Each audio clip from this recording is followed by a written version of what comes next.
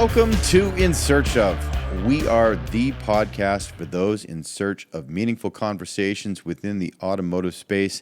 And for this episode, I am very excited to be chatting AI with Wikimotive Co-Founder Zach Billings.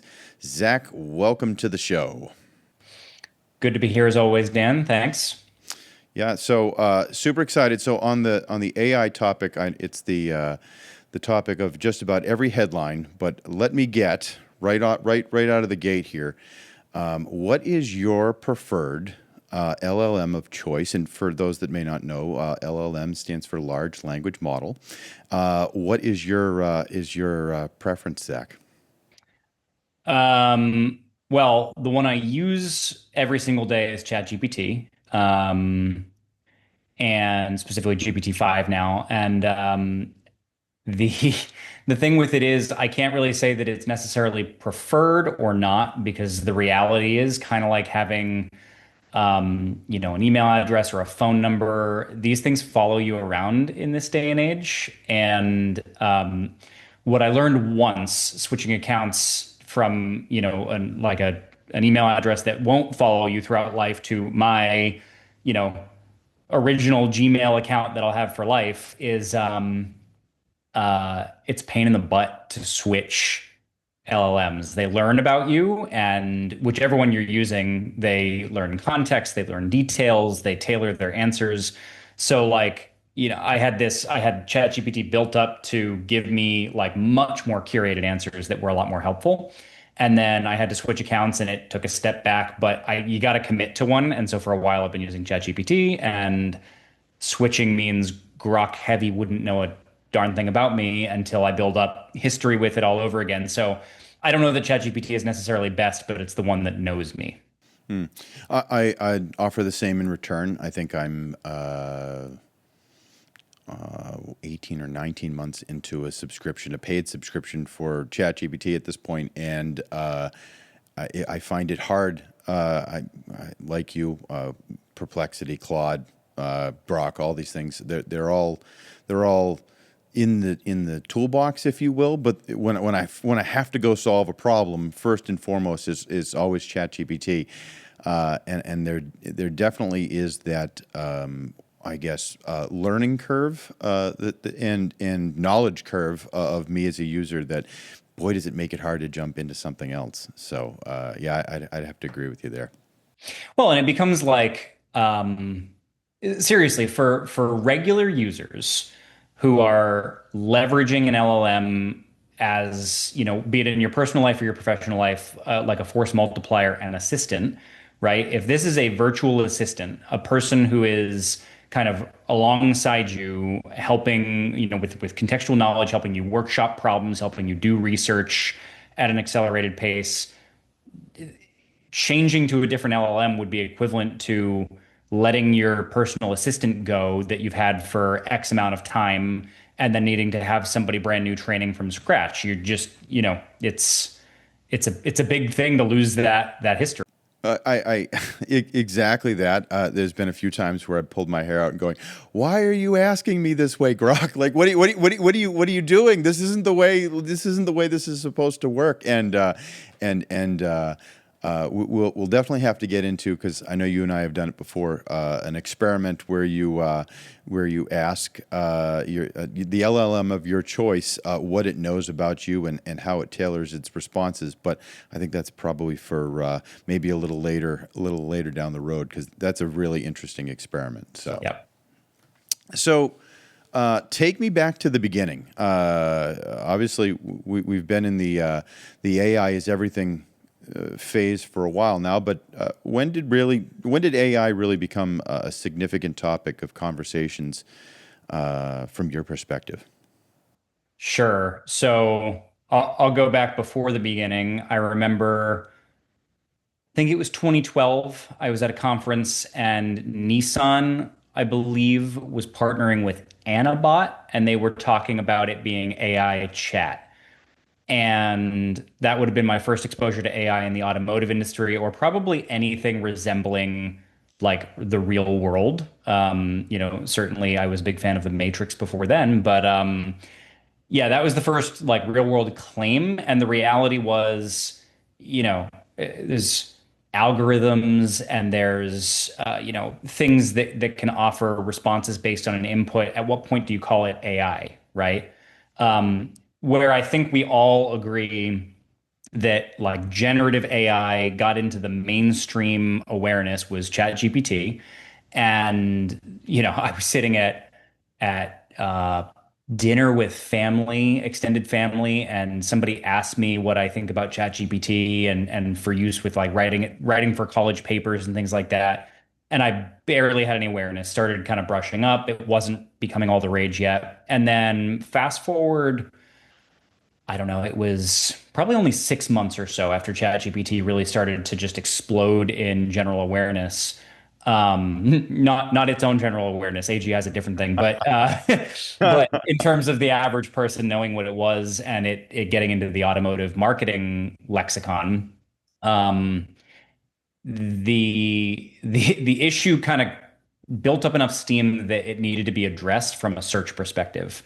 And being the guy that speaks on search, and the company that speaks on search, it was necessary to teach a workshop on it. We'll check in the show notes to make sure I'm actually correct here, but I'm pretty sure it was GPT 3.5, and everybody said this is the next big step. The world is going to come to an end. Plug yourself into the matrix. It's over. Panic. Run around. The world's on fire. At the time, it wasn't an issue of like, were people thinking, can people replace search with this thing at all? At the time, everyone seemed instantaneously convinced that because it's AI and it can, answer a question and sound competent, that, it could do you know, this parlor trick, for lack of a better term, and write you an article. It could write you a poem. It could write you this and that. And people would, mess around with, write me a poem about this, write me an article about that, write me a blurb about this. And it was handy for some of those things to a point. But what everyone started getting very rapidly confused about was thinking that you could use the output for your website content and replace SEO, human written content with ChatGPT output, which is bonkers to think now, right? Like that GPT 3.5 or earlier could do that job because you can't do it properly now. You certainly couldn't do it then. But at the time, people didn't realize that, nor was Google even sure how they were responding to this at the time. Like this was the infancy of this topic. So anyway, basically, I had to go from really knowing not a whole lot about it, pretty firmly believing that it was a nothing burger and that people were overblowing its promise because it was the trendy new thing, and everyone who wants to kind of hack the system wanted a bite of this. This was, the next blockchain, the next, it was the next thing to get the edge. So let me stop you there. Like what made you? I think that's an important. It's an important thing, I think, to throw out there. I can say I distinctly remember the same feelings. Why did you feel like this might be a whole big bunch of nothing? Well, tell me about that a little bit. Sure. So, I mean, anytime a new and emerging technology comes out, everyone wants to jump on the bandwagon. And in an industry full of shiny things and vendors that like to jump around and put shiny things up on pedestals, and for all of the right reasons, a dealer body that wants to find the next edge, the next competitive advantage, there's a tendency to jump. To leap before looking at new technology and become a bleeding edge early adopter long before figuring out, is this a good idea? Is this even a real thing? Does it work the way that it's been claimed?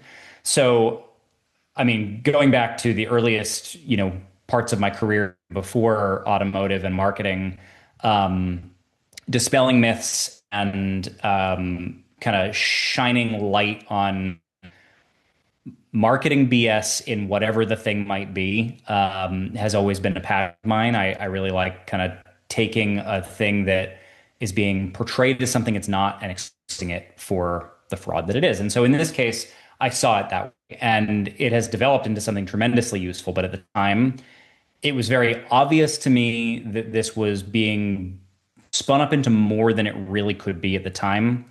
Yeah. And I wanted to prove that to everybody. And so, in learning about it, to be able to give a presentation, as it turned out, it really wasn't that hard to figure out what the flaws were at the time. The information was readily available. There were studies on this already. And while nowhere near as robust as they are now, you could get a lot if you just went looking for what are the flaws. And a lot of people weren't bothering to go just look under the hood to see, like, are the tubes even connected to the engine here? And we're just buying the car. So, as it turned out, hallucinations were at the time a rampant problem.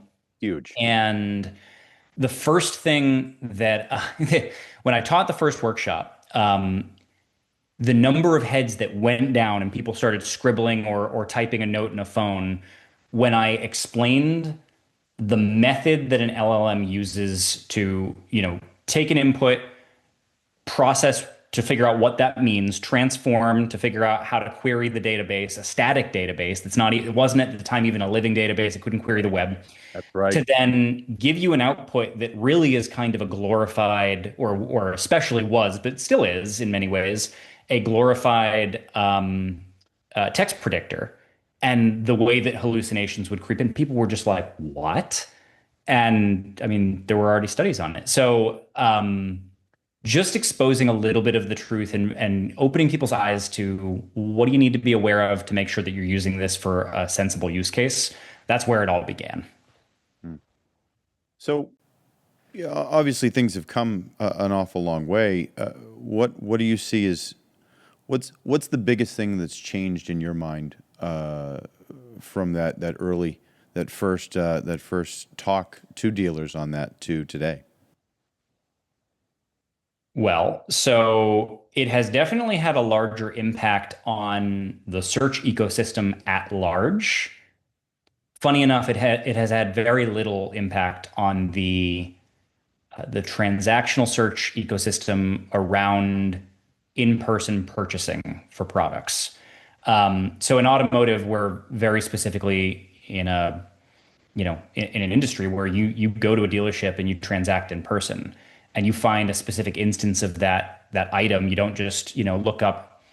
I don't know what do the kids look up these days? PlayStation versus Xbox, is that still a thing? So you don't do that. Just pick the product and order it online. It's not that simple anymore.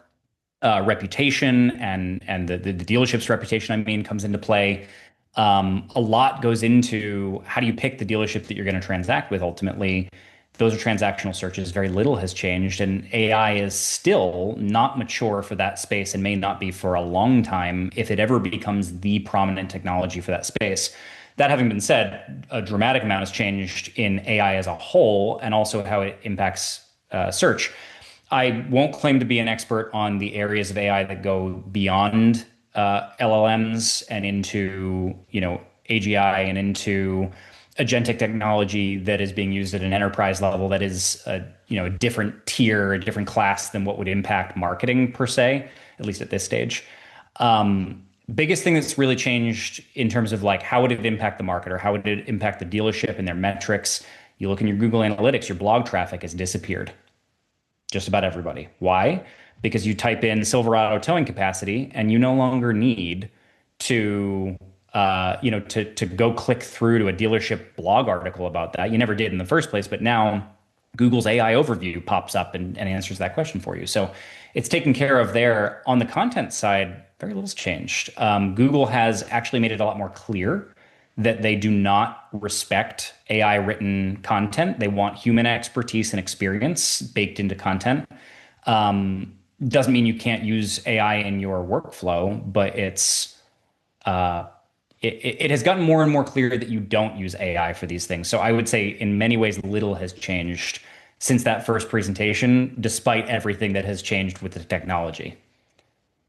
Yeah, I think one of the things that was shocking to me was I had the opportunity earlier this year to take an MIT class on AI and generative AI. Some of the brightest minds out there were the first to point out that most people that were running around with massive claims on what AI was or was not wouldn't know AI, AGI or anything if it hit him in the face, because the way this is developing is fast, and it is really at the highest level of institutional learning and technology that is not yet anywhere near found its way down to consumer products or anything like that. So I think there's an awful lot of what could be, but that's none of us are actually using what any of that is. And moreover, how would you or why would you?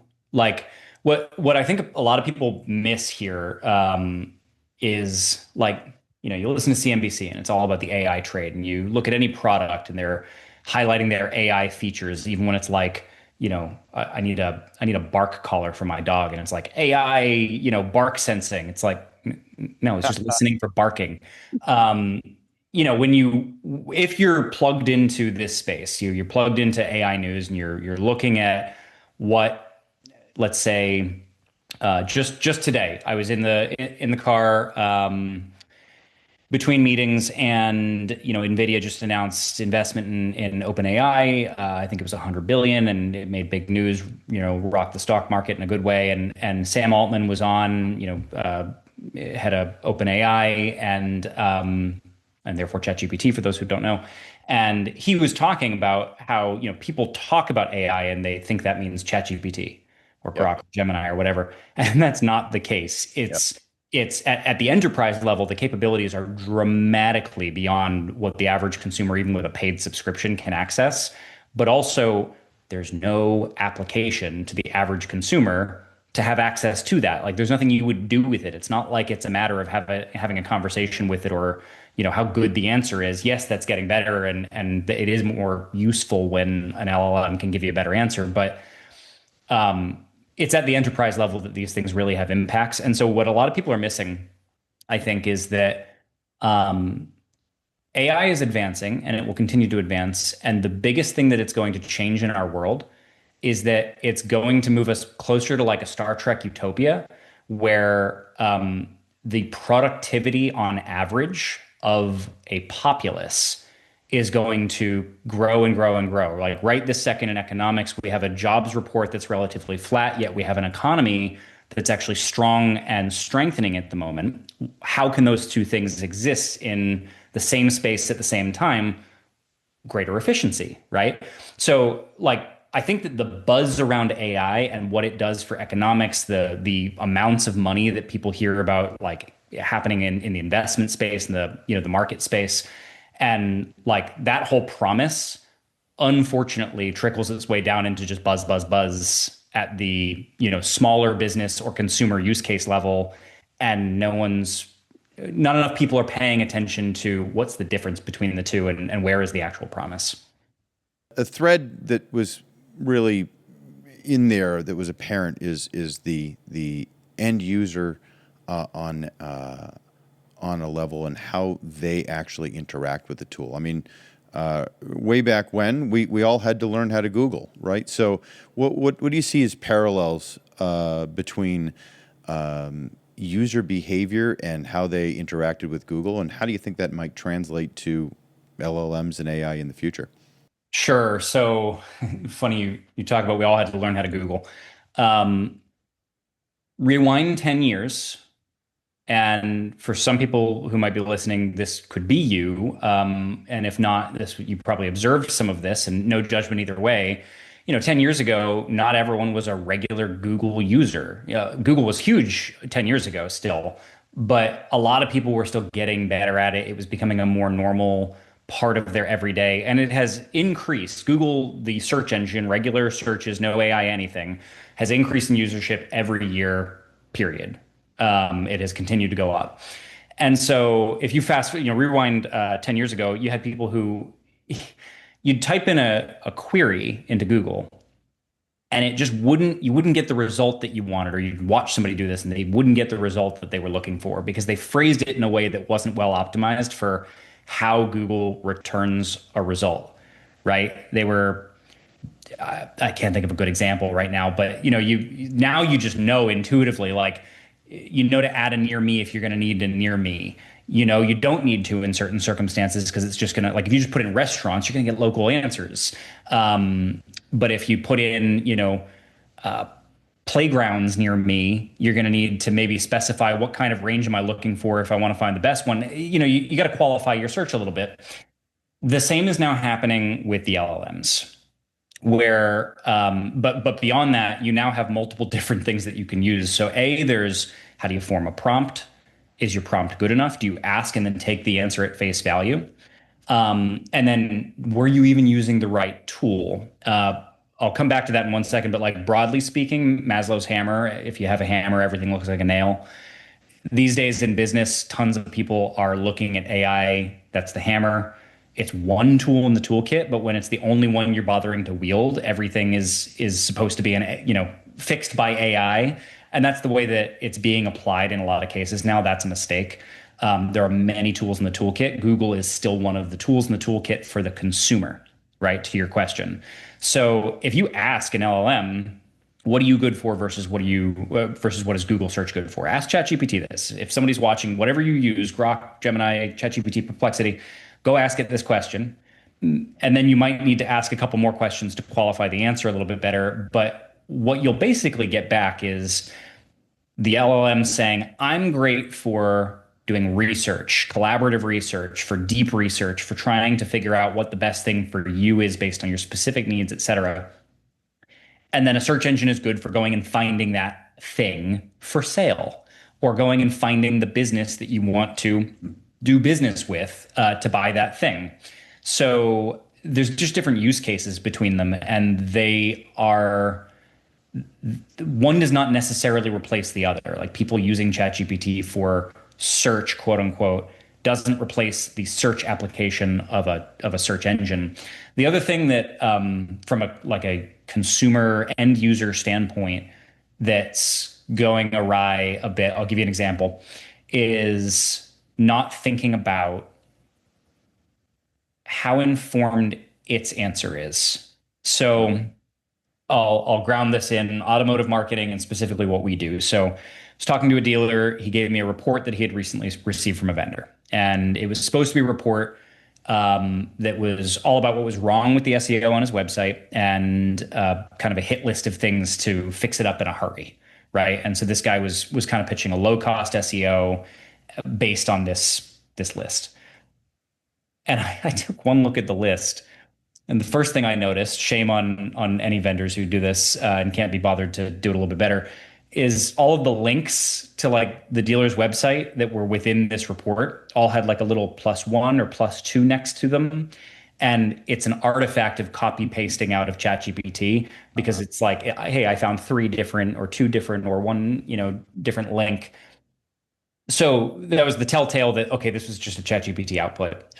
So I went and asked ChatGPT the prompt that I imagine they used to get this, and I got a very similar thing.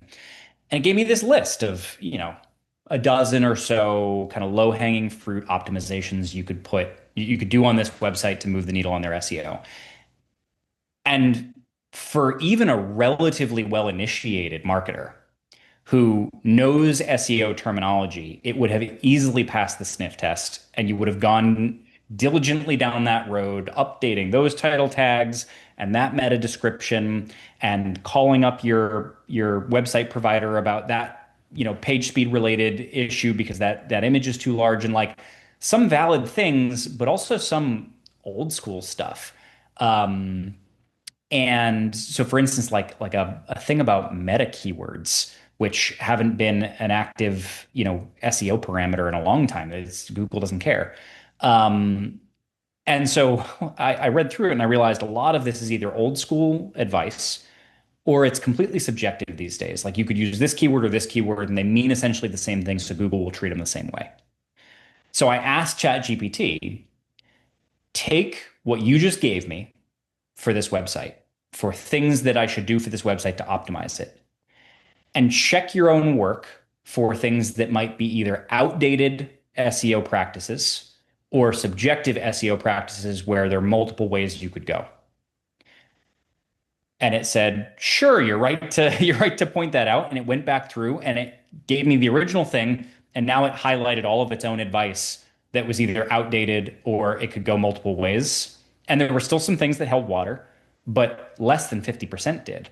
And so what I learned is, in a very firsthand kind of way, you can ask one of these LLMs for input, advice, for research, whatever the case might be, and you can't necessarily trust that the first thing that it pops out is accurate if you don't have enough expertise to vet the answer. It is not necessarily smarter than you. It's certainly not smarter than the human race. It only knows the average of what it can find on the web.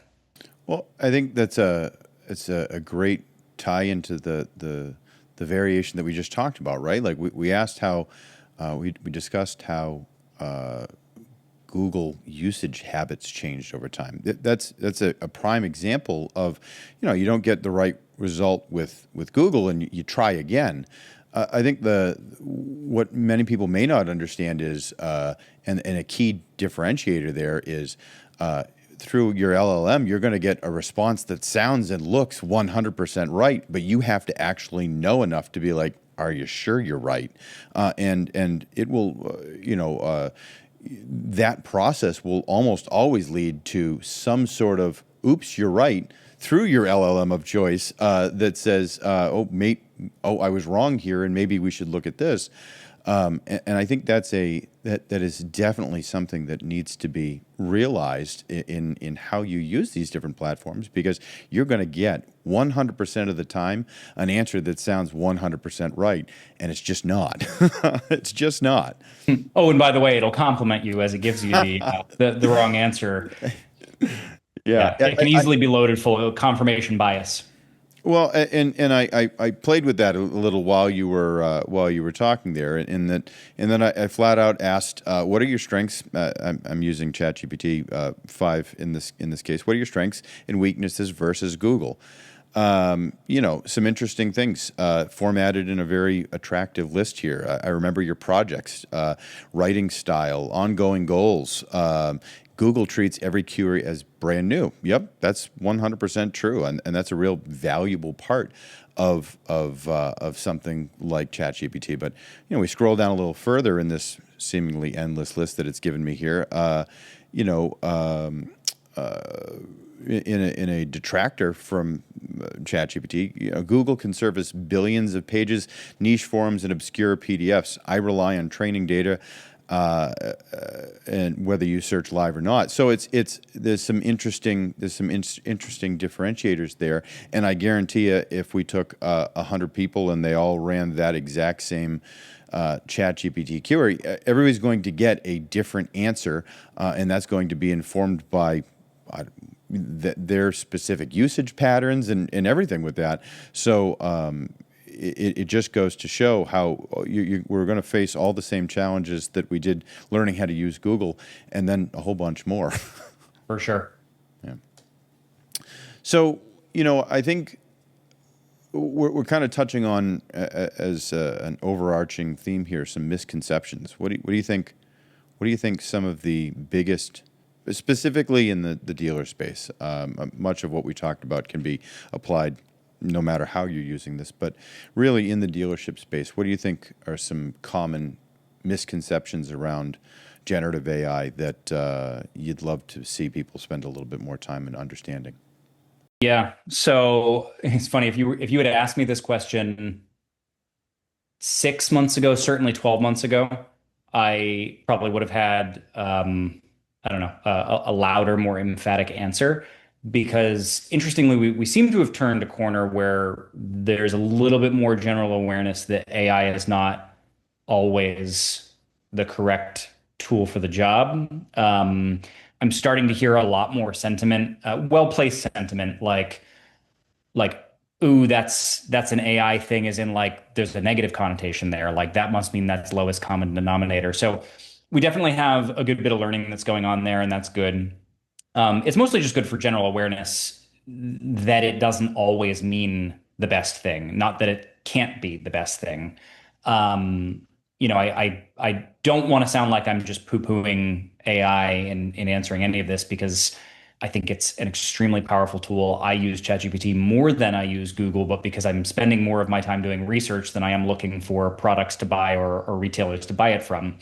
Um, I would say we still have a standing misconception in pockets of the market that that SEO can be done with AI writing. In theory, that's true, but no more so than the work it would have taken anyway, just slightly different in who's doing the work and what their expertise was. So if you want to do a piece of great quality content and then another one and then another one and then another one to do your AI content with to do your SEO content with AI, you can use great, well thought out prompts. And if you're well versed in using an LLM, you can probably come up with really good prompts and iterate on them to be able to get a piece that's pretty darn good. And then you need to fact check it, right?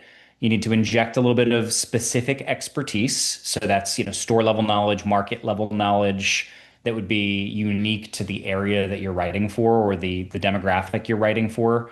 And, that can be inserted either pre or post LLM doing the writing, right? You can either pre-train it with some of that knowledge when you're providing the prompt, or you can post adjust by making some tweaks to the piece of writing at the end.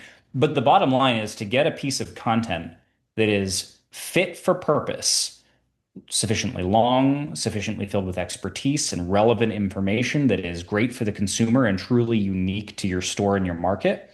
By the time you're all said and done, somebody spent economic value, be it,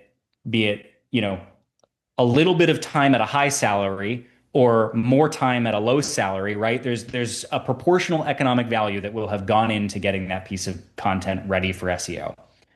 And if you've actually spent the time and done the work with the right level of expertise behind it, it can work. Hmm. And what the misconception is to your question, boy, do I get long-winded, is um, it's people thinking that you can take a shortcut. There is no shortcut. You can not just feed a basic prompt to ChatGPT, paste the piece of content on your website, and think that that is going to be effective for SEO. It is not. Not least of which because Google is specifically now training the algorithm using human beings that are looking for AI writing and the telltale signs of lowest common denominator writing, the formatting that is inherent to ChatGPT. That, by the way, to the previous example, I identified with my own eyes when I got a report from ChatGPT. Like you can notice it if you know what you're looking for. Who hasn't gotten an email that you're like, well, okay, that was 95% output from ChatGPT or whatnot, and thanks. That obviously meant a lot to you because you spent exactly zero time on it. That's exactly what Yeah. people are becoming aware of. Like you start to be able to see it, and like when you're talking to an AI chatbot, like you're looking for it now. You know when that voiceover didn't quite sound right, even down to like commercials on the radio. I'm like, that's an AI voice, and not everyone's going to notice that, but you can tell. And boy, not to kind of hop on top of that, but for at least from an outward perception standpoint, the car biz struggles with a perception of distrust from people. We Yep. don't need to feed into that further with enhancing that mistrust with more mistrust, right? Because that is definitely a growing public sentiment of this is just copy and pasted AI crap. So yeah, I think that's an important part of this. So as we're talking about this, let's hit on a couple more of the maybe the misconceptions, but I also would love to try to unpack a little bit of like in layman's terms from somebody who sees the not so hot side of it, like what the heck do you use it for at the end of the day, right? Yeah. So you can't write the content with it, and if you do all of the work to do it properly, great. But would it have made more sense to pay a writer to do that rather than burning up, you, the one and only marketing director for the auto group's time when you had 17 other hats that you needed to wear? And I think that's where it like gets lost in the sauce on the SEO front. I see a lot is yes, it's theoretically possible, but the time it's going to take doesn't make it a good economic use case, right? Because like someone will tell me, yeah, I could get that piece of content done with AI, and I'm like, yeah, you could because you're an informed marketing director who lives in the market of the store that you're writing for. You know enough about the basics that I'm sure you could iterate your way to that prompt. Now do it. times many pieces of content per month for every store that you're working for. And by the way, stay on top of the evolving trends in the SEO space and also do the technical SEO actual work. Even if ChatGPT can give you some relevant guidance as to what to do, you have to go do that work in each one of your websites. Is that the right use of your time? Or should a writer have written the piece of content and then a person who does this for a living does, and it's like at a big auto group scale, absolutely. You can have internally all of these resources. This is not rocket science. It's a matter of how specialized do you need all the individuals in the chain to be to make sure that you don't have a weak link in the chain. So you can't use the content at face value for SEO. That's one of the misconceptions. Well, so let me cut you off there because frankly, it sounds like we could do a whole episode on this alone. And honestly, this is going to be a subject matter that we're going to spend a lot of time on with. So why don't you instead give me, what are you working on right now for AI and where is it headed and what are some of the insights you're pulling out? Well, great question. Our specialization obviously is in search. So, a year ago, one of our clients challenged me to write an article about the state of AI in search, and I did. And then that article led to a presentation, updating again on sort of the state of all of this and what it's good for, what it's not. And then I taught about it again at DMSC last spring, and so at MRC this November. For the first time, I'm teaching a presentation really dedicated to AI in the search ecosystem, paid and organic, emphasis on organic because it's a little bit less cut and dry or needs more explanation. But it's going to be a dedicated presentation on the studies that we're working on around AI and a lot of the realities behind this. And it's just continuing to iterate forward based on what is the current state of this, right? Because it is evolving. So working on a study right now, a couple of different ones. So one is a study relating to content length and depth. Now that is more just SEO in general, but it plays very much into the writing content at scale. Is it still relevant? Is it still important? A lot of that actually came from one of our long-term dealer partners who asked the question very rightly, is it still important to have long form content in a day and age when LLMs are looking, when they query the web, they're looking for bits of information that they can latch onto to produce an answer. And so when we look at what LLMs do positively for a dealer from the consumer perspective, the search perspective, versus what search is doing and kind of how this whole ecosystem comes together, a lot of what we want to look at is what's effective at driving the end result. Is a shorter piece of content better because it gets you preferential treatment in LLMs, and in so doing, do you forsake the value of a longer piece of content for traditional search? And where is the push-pull there? So we're in the process of doing a study. Most of the results are in already, but we're continuing to do it right up until we finalize the numbers for the presentation because I want to be as current as possible. So that's looking at content length over 100 auto dealer websites and evaluating its effect both on organic search, traditional Google search and also Bing, and then looking at LLM traffic and also anecdotal LLM searches and rankings. So like going to ChatGPT and trying to do the Google query instead of doing it on Google. So that's one of the studies that'll be part of that presentation. Also doing one aggregating a lot more data on LLM usage for transactional search in auto retail, right? So how much is the consumer in general using ChatGPT, Perplexity, Grok, et cetera, for a search that would lead them to a dealership for a transactional purpose, right? The misconception that exists right now is that the LLMs, the sneak peek here is that the LLMs, the misconception is that they're on this like exponential curve, right? Where we are order of magnitude, more searches replacing Google searches than we had a year ago, and a year from now it'll be an order of magnitude again.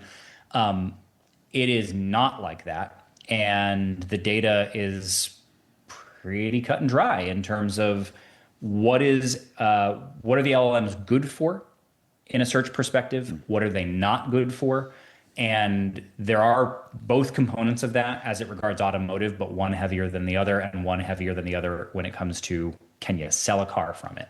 And that's where we're focused. So trying to pull back the curtain on a lot of that, doing a lot of studying of this so that we have hard data across a large sample set to look at. We're also comparing all of our results in these studies to industry agnostic studies where there are numerous really good studies from reputable sources that have looked at this across, tens of thousands of websites across many industries and are starting to hone in on what is the typical use case for the LLMs? What is the quality of the traffic when you do get traffic from them? And so we're not only doing these studies that I think dealers are going to find really interesting and illuminating, but we're also making sure to check those against outside empirical information or as empirical as possible to make sure that we didn't get, the preferential sample set, right? Even the fact that we're doing SEO for our clients, like they're going to be stronger on Google than they would be, on something that's new and emerging. So we're vetting it against that. So I think it's what it sounds like is I don't know all the timelines on this, but it sounds like what would be good is maybe a follow-up episode early November where maybe we can pull back the curtain a little bit more before we have this stuff released for MRC at the end of the month. So I think if we can get back together to do that, I think that'd be a fun way to kind of tie this up and keep that conversation going. Let's do it. Awesome. Okay, well, I think we're out of our time in our calendar for today. So, Zach, as always, thank you most kindly for joining us on yet another episode of In Search of, and we'll see you next time.